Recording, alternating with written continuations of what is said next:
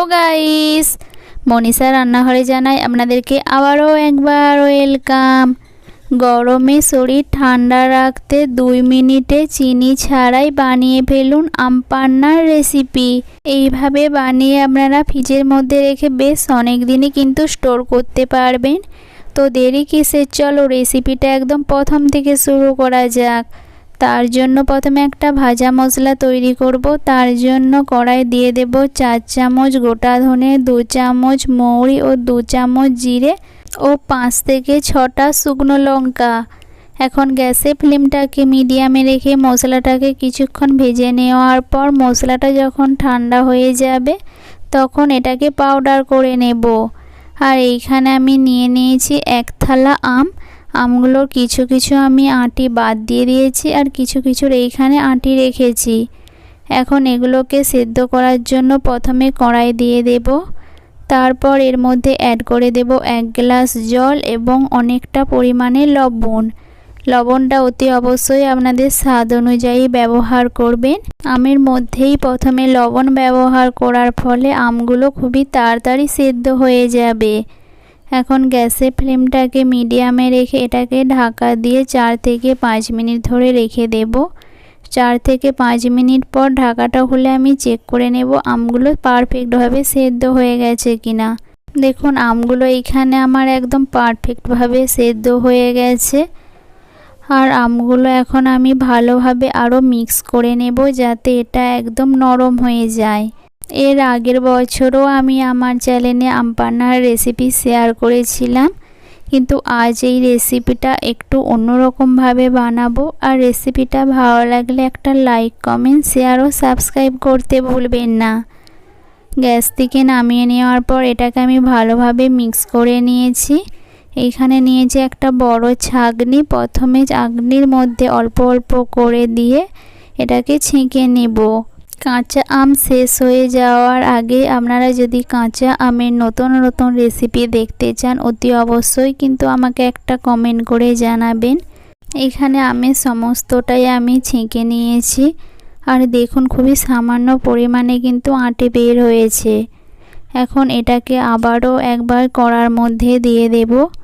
তারপর এর মধ্যে খুবই অল্প করে অ্যাড করে দেব লঙ্কার গুঁড়া।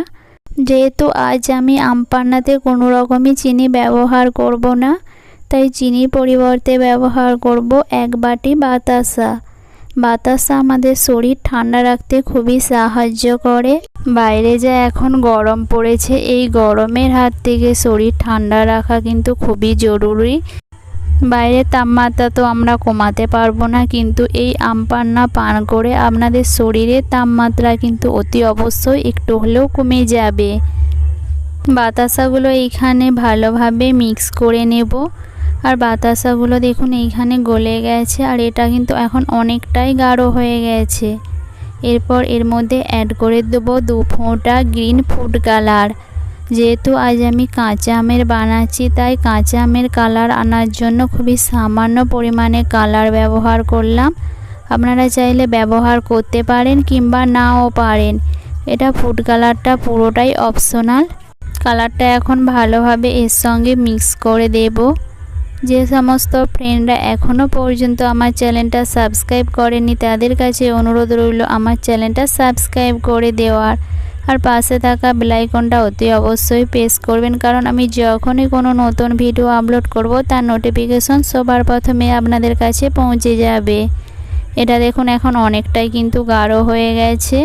সবশেষে দিয়ে দেব আগে থেকে যে আমি ভাজা মশলাটা গুঁড়া করে রেখেছিলাম।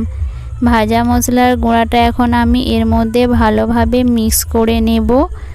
এটা দেখুন এখন অনেকটাই কমে গেছে আর অনেকটাই কিন্তু গাঢ় হয়ে গেছে। গ্লাসটাকে একটু সুন্দরভাবে ডেকোরেশন করে নেওয়ার জন্য একটা পাত্রে লবণ এবং লঙ্কার গুঁড়া ভালোভাবে মিক্স করে নেওয়ার পর গ্লাসটা এইভাবে লাগিয়ে নিয়েছি। তারপর আম পান্নাটা যে তৈরি করেছিলাম সেটাকে এখন 1 চামচ করে প্রথমে গ্লাসের চারিদিকে লাগিয়ে নেব, যাতে গ্লাসটা পরিবেশন করার সময় দেখতে সুন্দর লাগে। দুটো গ্লাসের চারিদিকে ভালোভাবে লাগিয়ে নেওয়ার পর এখান থেকে 2 চামচ করে এর মধ্যে অ্যাড করে দেব। আপনারা যদি বেশি টকটক পছন্দ করেন তাহলে আপনারা 3 চামচও ব্যবহার করতে পারেন। 2 চামচ করে দিয়ে দেওয়ার পর আগে থেকে আমি ফ্রিজে কিছু ঠান্ডা জল রেখেছিলাম, সেইখান থেকে অল্প করে এর মধ্যে দিয়ে দেব। এখানে কিন্তু অতি অবশ্যই ঠান্ডা জলই ব্যবহার করবেন। তারপর এর মধ্যে দিয়ে দেব খুবই অল্প পরিমাণে বিট লবণ। আর আমরা যে ছোটোবেলায় জলজিরা খেতাম সেই 1 টাকা দামের, সেইখান থেকে আমি অল্প করে এর মধ্যে দিয়ে দেব। এই জলজিরাটা আপনারা দিয়ে দেখবেন আম পান্নার টেস্টটা কিন্তু খুবই বেড়ে যাবে। এখন সব কিছু ভালোভাবে মিক্স করে দেব। আপনারা আম পান্নাটা স্টোর করে ফ্রিজের মধ্যে রেখে দেবেন। আর বাড়িতে যখনই কোনো অতিথি আসবে এইভাবে 2 চামচ দিয়ে ঠান্ডা জলের মধ্যে গুলে আপনারা 2 মিনিটেই কিন্তু পরিবেশন করতে পারবেন। এখন এর ওপর দিয়ে দেব অল্প করে পুদিনা পাতা। পুদিনা পাতাটাকে একটু আমি ছোট ছোট কুচি করে নিয়েছি। তারপর আবারও দিয়ে দেব অল্প করে জলজিরা। রেসিপিটা ভালো লাগলে অবশ্যই পরিবারের সঙ্গে শেয়ার করবেন। দেখা হবে এইরকমই নতুন নতুন রেসিপি নিয়ে। ততক্ষণে সবাই সুস্থ থাকবেন, ভালো থাকবেন। Tata, bye bye.